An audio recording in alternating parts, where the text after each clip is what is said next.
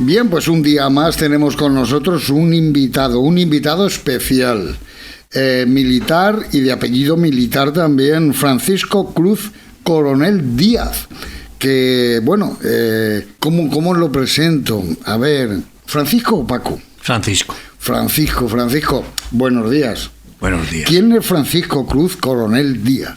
Sí, bueno, ese es mi nombre completo con apellidos, pero se me conoce como Francisco Coronel.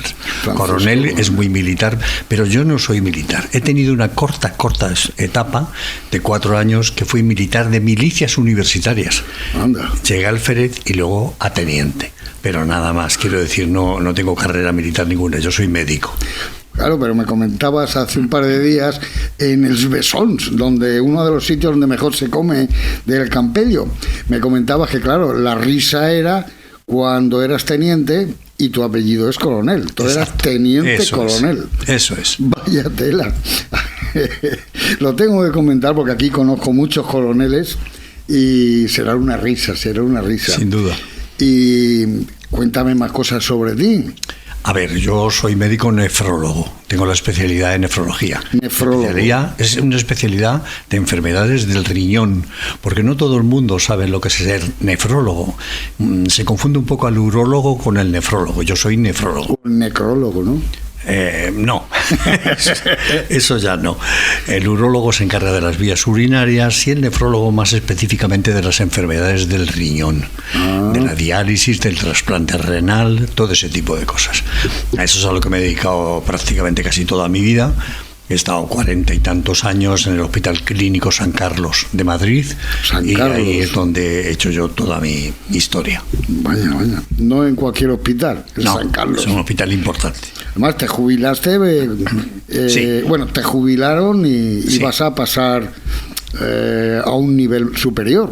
Bueno, estoy jubilado, me forzaron la jubilación, eso también es verdad. Hubo una época en que la que era presidenta de la Comunidad de Madrid, Esperanza Aguirre, decidió que podíamos jubilarnos a los 70 años y luego un par de años después decidió que ya no. Igual que nos habían prorrogado para poder jubilarnos a esa edad, nos echaron prácticamente del hospital a mí y a otros muchos médicos de Madrid. Y ahora faltan médicos y faltan profesionales. Y ahora vuelven a decir que hay que jubilarse más tarde. Claro. ¿Y cómo te dio por escribir? Pues verás, yo he escrito toda mi vida, porque la nefrología te da una oportunidad de hacer investigación clínica muy importante, sí, de hacer estudios y de escribirlos. Y a mí se me daba bastante bien el escribir artículos médicos, de tal manera que tengo, digamos, como experiencia más de 300 artículos publicados en revistas nacionales e internacionales, porque he escrito al menos un tercio como mínimo de mis artículos médicos en inglés. Y me dio lugar eso, el saber inglés, dentro de lo que cabe, todo hay que decirlo, de viajar mucho al extranjero y dar conferencias por todo el mundo. Y eso lógicamente me ha hecho escribir, y además de los artículos que he escrito, he participado en muchos libros, he editado y coeditado muchos libros de nefrología. O sea, me he movido bien en ese punto, desde el punto de vista de escribir. Y cuando me jubilé pensé, ¿qué más puedo hacer? Yo debo decirte también, Juan, que yo soy músico. Bueno, soy parcialmente músico, pero he sido y todavía soy, aunque ahora ya mucho menos, cantante de un grupo de pop rock. Toma. Sí, he cantado, primero empecé cuando era chaval, cuando adolescente, en un grupo de Madrid que se daba bien actuar en garitos, que eran los Vanguard, era un grupo más o menos importante entonces. Luego más adelante, unos años después, cuando ya había terminado la carrera de medicina y pensaba que ya no iba a volver a cantar, había un grupo de nuestro tiempo también que se llamaban Los Diablos Rojos, que eran muy importantes en Madrid, que me cogieron como cantante y ya no me pude negar. Y con Los Diablos Rojos estaba, pues yo creo que 40 y tantos años, y actualmente inclusive de vez en cuando hacemos alguna actuación. Sí, que tenemos un par de discos de CDs grabados, o sea que muy bien. Me he movido muy bien haciendo rock and roll. Vaya, y todo eso, perdón, lo has mezclado con tus libros. ¿Son libros, novelas? Porque tienes 3 ya por lo menos. En un momento determinado, cuando ya no escribí artículos de medicina, me dio por escribir narrativa. Ajá. Y me puse a escribir un libro en el año 2021. me puse a escribir un libro de relatos de mis experiencias con mis pacientes, de tal manera que el libro se llama Las experiencias de un médico para todo. Ahí escribía yo de todo. Todas mis relaciones con mis pacientes en plan divertido, simpático, a todo el mundo le gustaban las historias que yo contaba y entonces me dio por escribirlas. Y me salió un libro que lo edité con la editorial Círculo Rojo, que tuvo bastante éxito. Es más, fíjate hasta qué punto tuvo éxito, que fui finalista de los premios de la editorial Círculo Rojo, que se celebran todos los años, con una cantidad de 1.000 y pico, 2.000 libros editados. Quedé en tercer lugar, no quedó nada mal. Macho. Sí, o sea que se dio muy bien y yo ahí me animé a escribir otra cosa que no fuera medicina. Y digo yo, pero tus clientes, por lo menos en este libro, has tenido gente de la farándula, gente de televisión, de radio. Sí, he tenido gente muy importante. A ver, te cuento, Juan. Normalmente las experiencias que yo he tenido como médico han sido muy variadas, porque he sido médico de muchas cosas, además de nefrólogo. Fui médico de urgencias mucho tiempo, tanto de urgencias privadas como de urgencias del Ayuntamiento de Madrid, donde saqué una oposición y estuve en casas de socorro de las que ya no existen durante muchos años, y tengo muchas experiencias y historias de urgencias. Como tú has dicho antes, fui temporalmente durante 4 años médico militar. Llegué a teniente y como me llamaba coronel, fui el teniente coronel más joven de España, y también lo cuento en el libro. Y son historias muy divertidas con respecto a eso. Luego, como al mismo tiempo era músico, era cantante de pop rock, pues tengo muchas experiencias también por ahí. Y es curioso, pero en un momento determinado yo hacía suplencias a un médico de la Sociedad de Autores. De la Sociedad de Autores, que yo creo que tampoco existe ya. Sí, la SGAE, dímelo a mí, que pago todos los meses. Bueno, pues en aquel entonces era muy importante. Y ahí estaban como pacientes pues actores de cine, actores de televisión, locutores, periodistas, de todo. Ahí teníamos de todo. Y en un momento determinado, el amigo el que le hacía suplencias, cuando hubo un hueco, me metió de médico ahí. Y empecé a pasar consulta en mi casa. Me ayudaba mi mujer, que era mi recepcionista.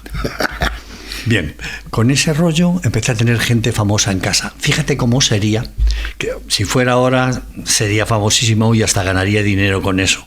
Que la gente en el portal de mi casa se acumulaba para ver los famosos que venían a verme a la consulta. Madre mía. Y tuvo gente muy importante. O sea, te puedo poner algún ejemplo. No sé si te acuerdas de Antonio Casal. Claro. Actor y cómico maravilloso. Bueno, no debo decir a qué asistí en su última historia de vida, pero tuve también a su mujer y a su hija como pacientes. Tuve a Alfredo Mestoy, otro grande. Tuve a gente, artistas importantes, nada más y nada menos que a Lola Flores, fue paciente mía. Vaya. Ella y el Pescailla, su marido, con el que me llevaba fenomenal. De sus hijos, fui médico de Lolita, de Rosarito, de Antonio. Todos fueron mis pacientes, inclusive sus padres y su hermana Carmen. Todos pasaron por mi casa, fui a verles de vez en cuando a sus domicilios y tuvimos una relación personal formidable. Y de todo eso hablo en ese libro, Las experiencias de un médico para todo. Y digo yo, ¿alguna vez tú tocando en algún, como decíamos, garito, tocando tu rock, se te ha plantado delante algún paciente tuyo, sí, como mira, diciendo, pero ¿este qué hace aquí? Sí, mira, en una ocasión en un tiempo en que estuve entre los Vanguard, mi primer grupo, y los Diablos Rojos, mi segundo grupo, Tony Luz, el músico de los Pequeñiques, no sé si te acuerdas, el guitarrista de los Pequeñiques, el maravilloso Tony Luz, que fue muy, muy amigo mío, formó un grupo aparte de los Pequeñiques que se llamaban los Bulldog. Los Bulldog. Y los Bulldog hacían rock and roll.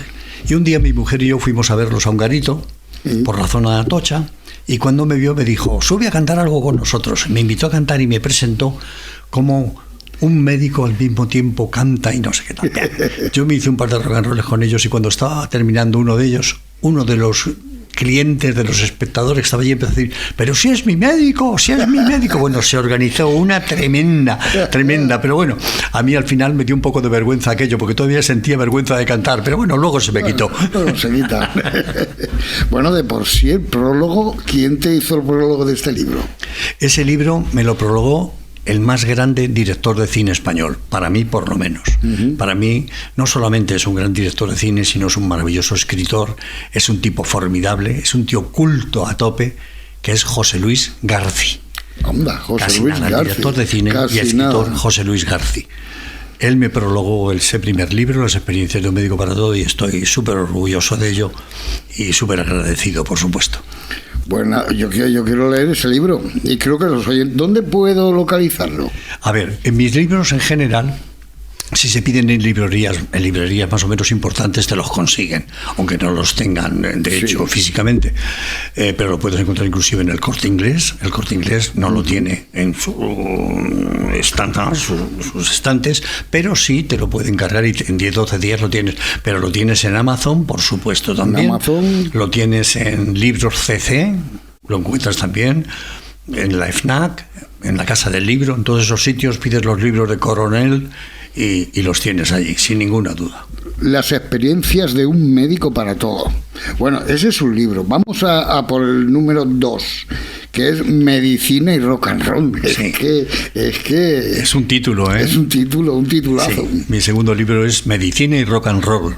Casi nada, ¿eh? Suena bien.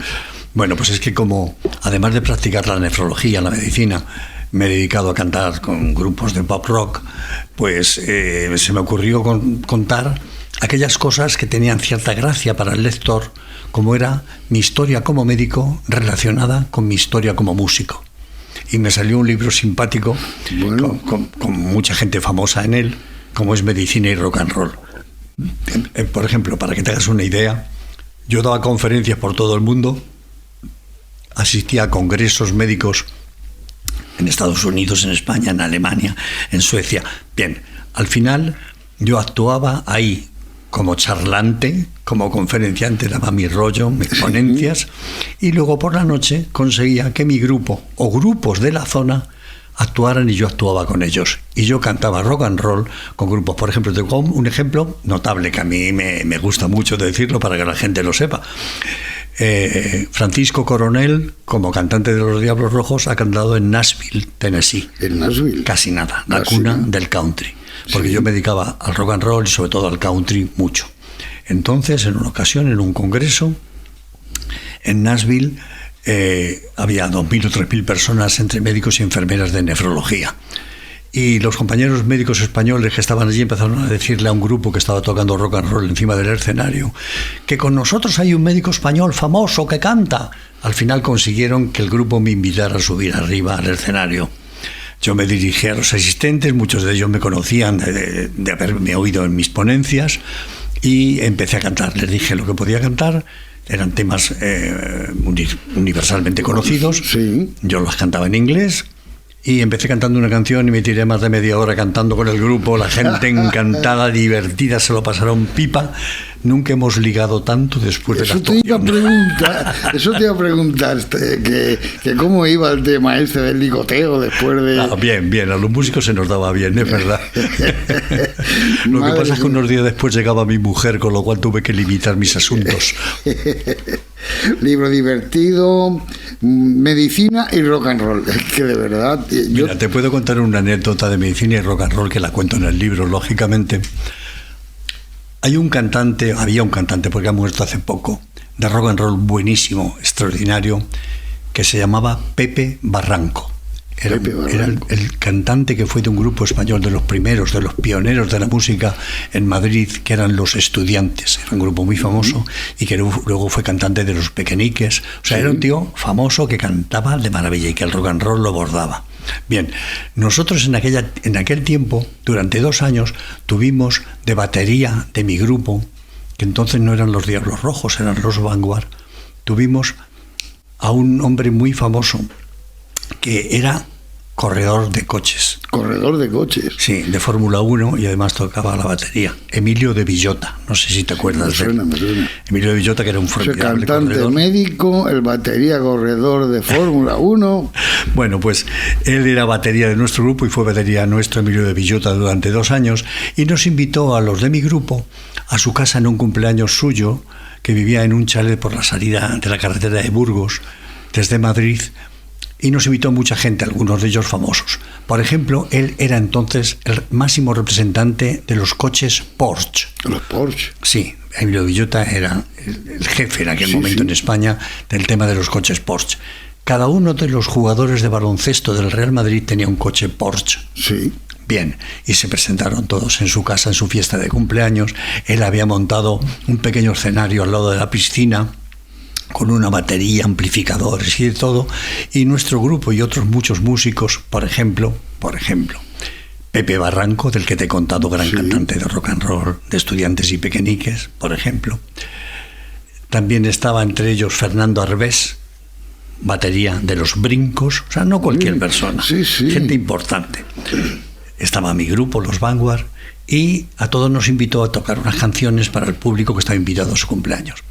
Mi mujer y yo, que nos llevábamos muy bien con la familia de Emilio de Villota, llegamos un poquito antes al chalet y estuvimos charlando con sus amigos que habían llegado un poco antes que nosotros. Entre ellos estaba una persona muy importante que te va a sonar seguro.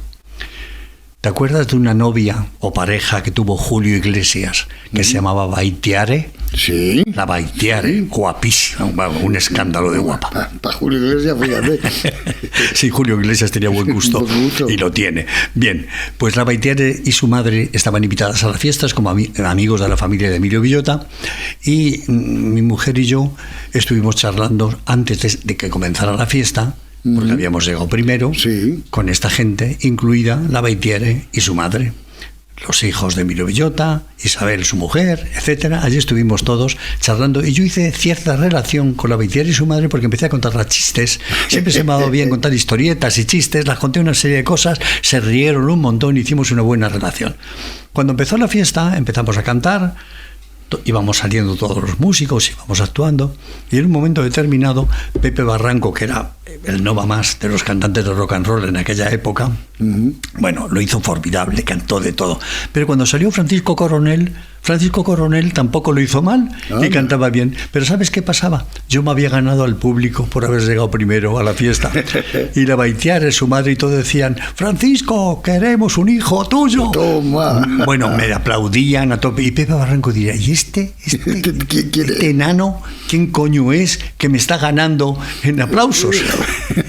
Para que veas lo importante, como yo digo en el libro, lo importante de llegar primero, te comes el pastel. Sí, muy bien reflexionado. Bueno, también, relatos de medicina y rock and roll. También se puede conseguir en los sitios que has comentado, medicinas y rock and roll. Tercero, pero este ya no es un libro de anécdotas, este ya es una novela. Exactamente. La historia que había que contar. Sí, te cuento. La historia que había que contar es una historia verídica. Verídica. Está basada en hechos reales, lógicamente novelada por mí, pero la historia que había que contar, lo que cuenta es la historia, y puedo decírtelo porque ya todo el mundo lo sabe, está basada en mi familia política. En mi mujer, en sus padres, y yo lo he novelado, y hay mucho de mi parte y otras partes muy reales. La familia de mi mujer es una familia húngara. Vivían en Budapest. Ahí dicen que hay muchos bares, ¿no? Un garito por aquí, un garito por allá. Sí. No, es una ciudad increíble. Budapest es la gran maravilla. Y su familia vivía tras la Segunda Guerra Mundial. Vivían en Budapest, lo pasaban mal como todo el mundo. Primero había una dominación rumana, porque tuvieron guerra con Rumanía. La gran parte de la Transilvania era húngara y luego pasó a Rumanía. Tuvieron la dominación alemana. Hitler, en un momento determinado, a pesar de que al principio Hungría era partidaria de ellos y formó parte del Eje, pero al final el Eje empezó a sublevarse contra Alemania y Alemania invadió Hungría. Después de eso, Rusia invadió Hungría y echó a los alemanes. Esto era continuo en Hungría, y los pobres húngaros vivían malamente. El protagonista de la novela, o uno de los protagonistas, era un hombre culto, con un toque nobiliario, que en un momento determinado fue intérprete de las fuerzas húngaras en Hungría, con una gran relación con los dominadores, que eran los rusos. Y se llevó muy bien con los rusos, que en aquel momento dominaban totalmente Hungría, y llegó lejos porque en un momento determinado llegó a ser algo parecido a ministro director general de Bosques y Minerías de Hungría, un cargo importantísimo. Allí hizo amistad, que es lo que cuento en el libro, en la historia que había que contar, de un ruso muy importante como fue Yuri Andropov. Sí, ¿Te acuerdas? sí, Yuri claro. Andropov. Yuri Andropov era el representante máximo ruso en Hungría en aquel tiempo, y Yuri Andropov luego llegó a ser presidente de la Unión Soviética. O sea, Sí. casi nada. Después de Brezhnev, el que mandó allí fue Yuri Andropov, que hizo mucha amistad con el protagonista de mi novela. Sí. De tal manera que les ayudó en muchos momentos. Pero en un momento determinado llegó la revuelta de 1956, no sé si te acordarás de eso.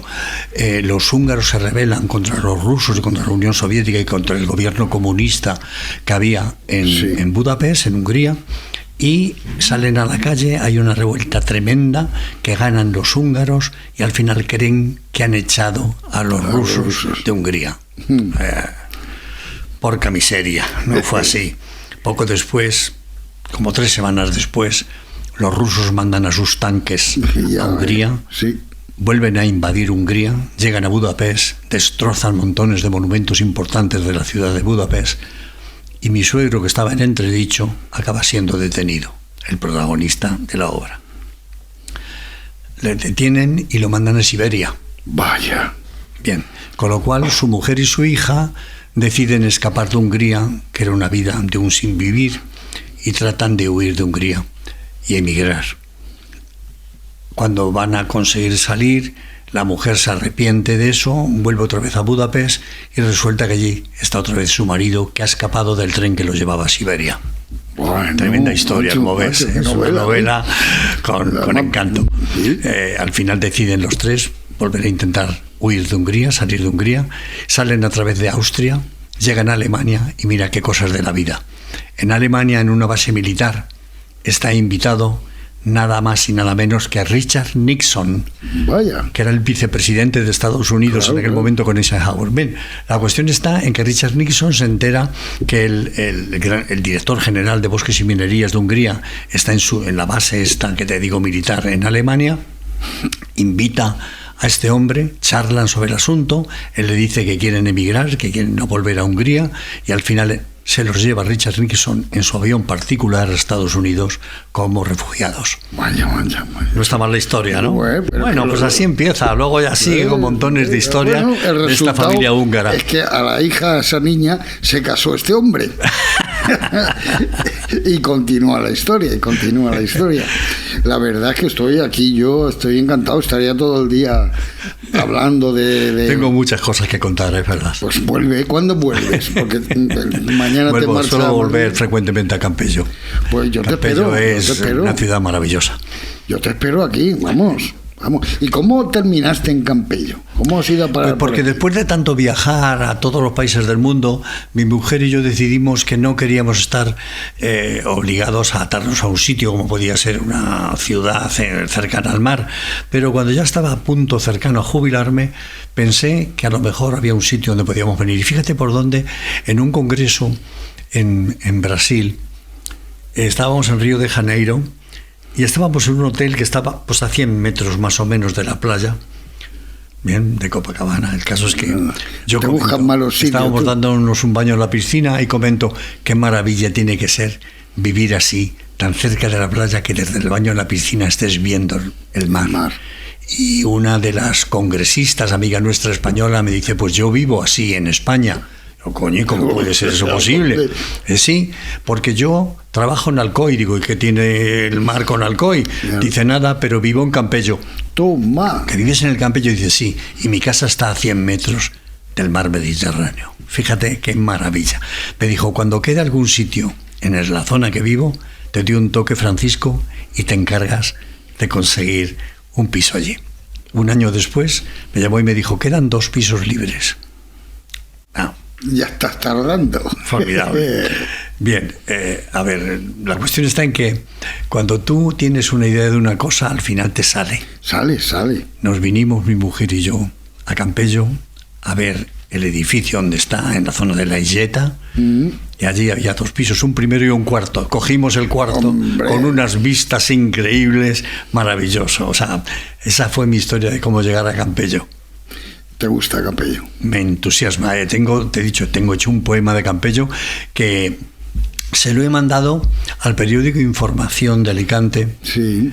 Porque allí tengo una buena amiga que te he comentado antes, África Prado, y se lo mandé para que vieran hasta qué punto disfruto yo el Campello.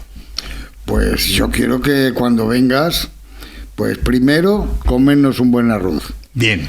Segundo, nos venimos a la radio y me cuentas el poema y me cuentan más cosas, macho. No se hable mal, Juan. Madre mía, la historia que ha de que contar. Sí. Bueno, y las que quedan. Lo mismo, también lo podéis encontrar en todos los sitios que he dicho antes. Francisco Cruz Coronel, teniente coronel. Sí, es que Francisco Cruz es nombre compuesto. Sí. Francisco Cruz, mi apellido es Coronel, pero es cierto que Francisco es nombre compuesto y cuando era niño me conocían por Cruz y ahora por Francisco. Bueno, pues sí que te llamo Paco. No, porque mi mujer te echará una buena bronca. Pues un saludo a tu mujer, cuidado con el viaje para Madrid y espero a la vuelta que nos volvamos a ver. Seguro. Si no quiere rabia, pues para ella sí. Seguro, o para un arroz, para un café o sencillamente para charlar. Exacto. Un abrazo, un placer muy grande. Lo mismo y digo. me encanta. Un abrazo.